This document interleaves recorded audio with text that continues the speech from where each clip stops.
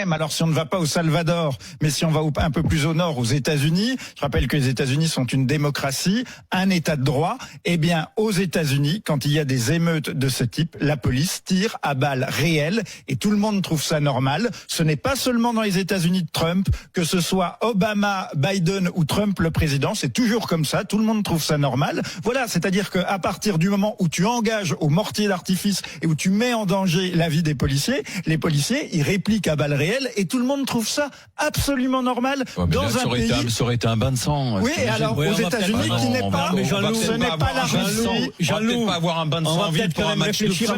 Si tu tires au feu au mortier d'artifice, Jean-Loup, je suis désolé, il est bon, pas non mais surtout, tirer à balles réelles. Non mais surtout, c'est pas ça. Un exemple on est dans une liesse populaire démocratique.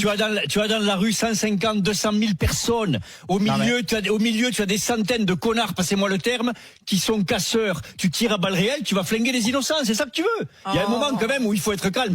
Ensuite, tu nous dis, le PSG est responsable.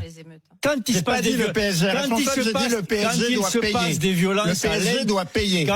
passe des violences à l'intérieur d'un stade, mais le mec, il appelle à tirer à balles réelles au milieu de la ville. Non mais vous imaginez? C'est les grandes gueules d'aujourd'hui. On a une Barbara qui fait l'apologie du terrorisme et qui fait des quiz sur le nombre de morts à Gaza dans cette émission.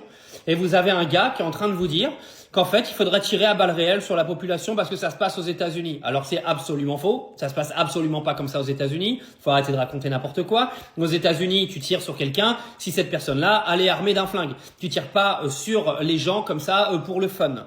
Donc faut arrêter de raconter des âneries. Il y a des lois. Faut arrêter de raconter n'importe quoi juste parce que tu as joué à GTA pendant 2 semaines.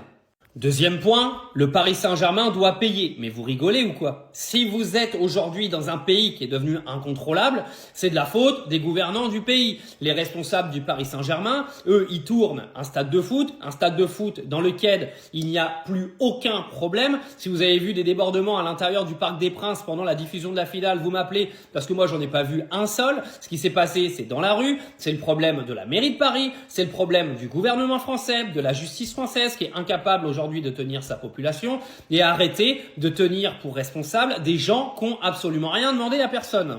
Parce que si c'est le PSG qui est responsable, qu'est-ce qu'on va dire sur la finale du Stade de France où c'est les Anglais qui ont tout cassé? C'était Nasser qui était responsable de ça aussi? Donc aujourd'hui, nous avons des gens qui passent à la télévision et qui viennent vous dire on devrait munir les CRS d'AK-47 et puis dès qu'il y a des gens qui débordent, on passe la mitraillette au milieu de la ville et on tue tout le monde. C'est bien, c'est intelligent comme raisonnement. Tu sais, au lieu d'aller réformer la justice, au lieu d'aller faire en sorte de reconstruire des prisons, mais oui, armons la police et tirons sur la population. Bah oui, c'est les Hunger Games, la France, en fait.